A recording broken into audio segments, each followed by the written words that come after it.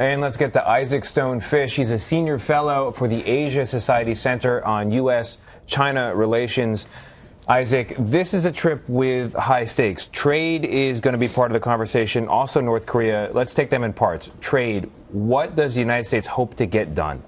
I think what Trump specifically wants to get done is he wants to be able to come home and say, I brought jobs back to the United States. I'm bringing investments from Asian tycoons, from Asian nations into the United States, and I'm rebalancing this trade deficit, which Trump almost unilaterally believes is bad for American companies and American workers. The TPP, the Trans-Pacific Partnership, that one? Yeah. So there's that, which unfortunately also Clinton didn't want either and probably wouldn't have happened. But so Trump wants to be able to tell his base that he's bringing jobs back and fighting against unfair trade practices. And then on North Korea, his goals, I mean, he's not going to win denuclearization on this trip, but that's the ultimate mission?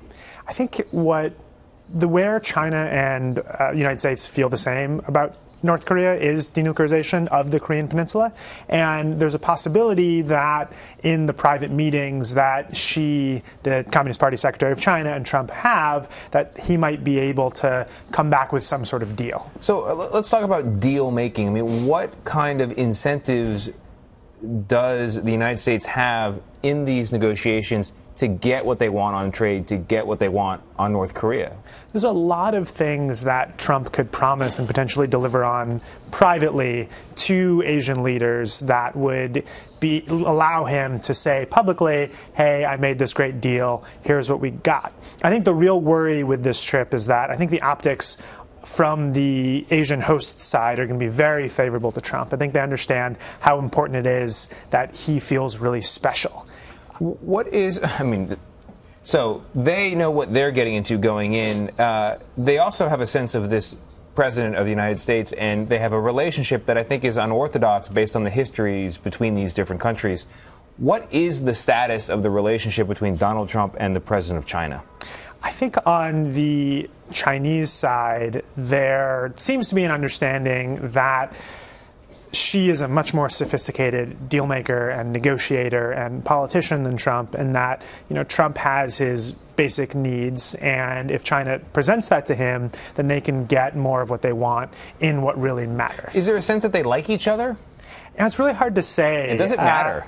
I think it does matter for Trump. It probably also matters for Xi, though we know so much less about how he is as a person and what drives his decision making. But I mean, it's really hard to know. You can't really tell from the photos, and Xi has not said anything that has given any indication one way or the other. And what about Shinzo Abe, the Prime Minister of Japan? What's the status of the President Trump and Abe relationship? I think Abe was very worried when Trump came into office because he had decades of saying very negative things about Japan, and during the campaign he talked about forcing Japan to pay a lot more for its defense. And since he got into office, they have gotten along famously, and really? They have. Yeah, and I think Abe has done an excellent job. I'm not exactly sure how of showing respect towards Trump and assuaging Trump's worries and angers about Japan. And now the two leaders, they're going to go golfing pretty soon, and it seems like they have some real camaraderie. Let's talk a bit about the likely rhetoric that we will hear on this Asian swing.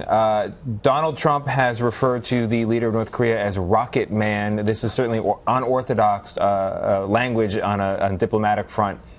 Are we going to see more of that, or are we going to see a more statesman-like Donald Trump? McMaster, in a briefing before the trip, said basically the boys will be boys equivalent of Donald Trump and tweeting and Twitter. Like he said Trump's going to say what he wants to say. And we've seen him make some off-color tweets over the last several hours. He called Warren Pocahontas earlier today. And oh, he did again. Yeah. So if that's any insult indication, to Pocahontas, he said. If that's any indication, Trump's going to keep talking like he wants to talk. So there is a storm cloud over the Trump White House in the form of the Mueller investigation. Any influence that may have on these meetings, is it possible that Japan, China look at what's developing in the United States and think, we don't really need to deal with President Trump for that much longer because it doesn't look good what's coming out? I don't know if they have this idea that Trump's already a lame duck president. Yeah. I think it's more that they'll be aware of the desperation he has for being able to call this trip a success, for being able to say, hey, I signed this massive trade deal and we're going to invest $30 billion in the United States. So I think they're going to use that to get more of what they want now from him. And I don't think they're going to see him as a lame duck. I think they're going to play with him as he is right now, possibly to their advantage. I'm going to go out on a limb right here and say in the aftermath of this trip, President Trump will declare it a success.